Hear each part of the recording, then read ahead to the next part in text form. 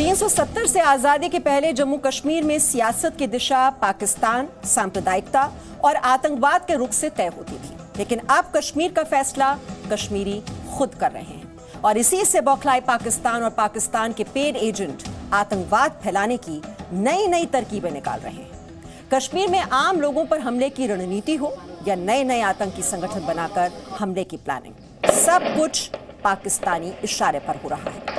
और अब खुलासा हुआ है कि पाकिस्तानी लश्कर और जैश के आतंकियों को एडवांस ट्रेनिंग देकर घुसपैठ की साजिश रची जा रही है, जिसमें आतंकियों को रोप क्लाइंबिंग से लेकर कैमोफ्लेजिंग तक ये सब कुछ सिखाया जाता है। पाकिस्तान ने पीओके में कैसे रची है आतंकी घुसपैठ की नई साजिश, ये रिपोर्ट देखिए।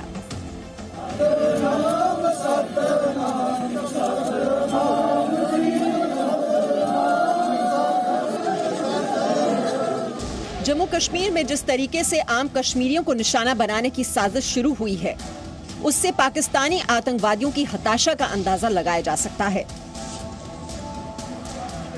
घाटी में चल रहे आतंक निरोधी अभियानों ने आतंकवादियों की कमर तोड़ दी है। इससे आम कश्मीरियों को हौसला मिला तो वे भी आतंकवादियों के खिलाफ खड़े हो रहे हैं और इसी से बौखलाए आतंकी कभी जम्मू कश्मीर के पुलिस जवानों पर हमले कर रहे हैं तो कभी आम कश्मीरियों को चुन चुन कर मार रहे हैं। कश्मीर में आतंकवादियों की इस बदली रणनीति पर केंद्र सरकार की चौकस नजर है।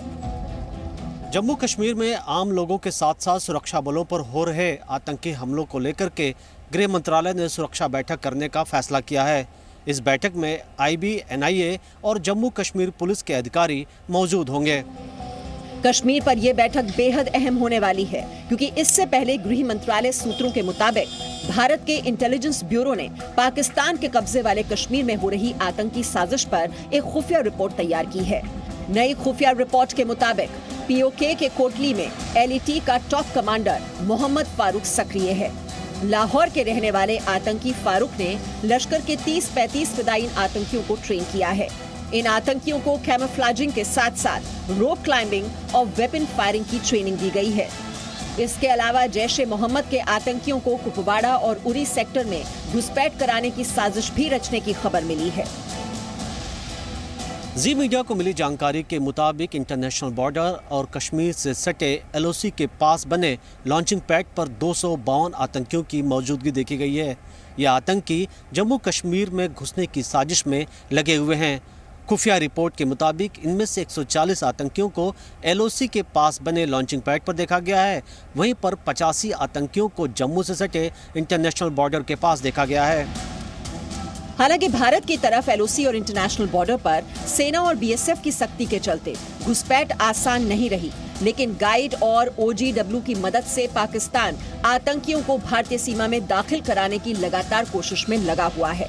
खुफिया एजेंसियों के मुताबिक पीओके के माछिल, तंगधार और केरन सेक्टर के इलाकों में लश्कर और जैश के आतंकियों की मौजूदगी देखी गई है, जिसमें केरन से सटे पीओके के इलाके में 54, माछिल में 22 और तंगधार से सटे पीओके के इलाके में 21 आतंकियों के ग्रुप को देखा गया है, जबकि पुंछ सीमा से सटे पाकिस्तानी इलाके में 37 आतंकवादियों के बड़े ग्रुप को देखा गया है, जो जम्मू में दाखिल होने की कोशिश में है।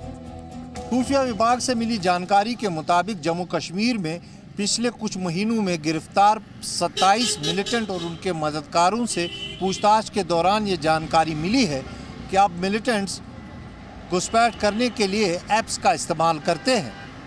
गिरफ्तार मददगारों ने यह बताया है कि इन लोगों में से कम 5 मिलिटेंट्स को उन्होंने घुसपैठ करने में मदद की थी। सूत्रों के मुताबिक इस ग्रुप में घुसपैठ के रास्तों की जानकारी और नेविगेशन सिस्टम अपलोड रहते हैं। इनकी मदद से आतंकवादी नए नए रूट्स के जरिए भी घुसपैठ कर सकते हैं।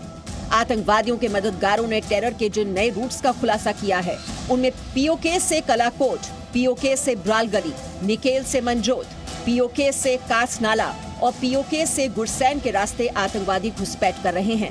हालांकि सुरक्षा बलों को अब आतंकवादियों की इस नई साजिश के बारे में भी पता चल चुका है और हर घुसपैठियों को अंजाम तक पहुंचाने के लिए भारतीय जवान चौकस हैं। दिल्ली से मनीष शुक्ला के साथ Khalid Hussain, bureau report, Zee media, Srinagar. Presenting B News app, available on Google Play and App Store. Download it now.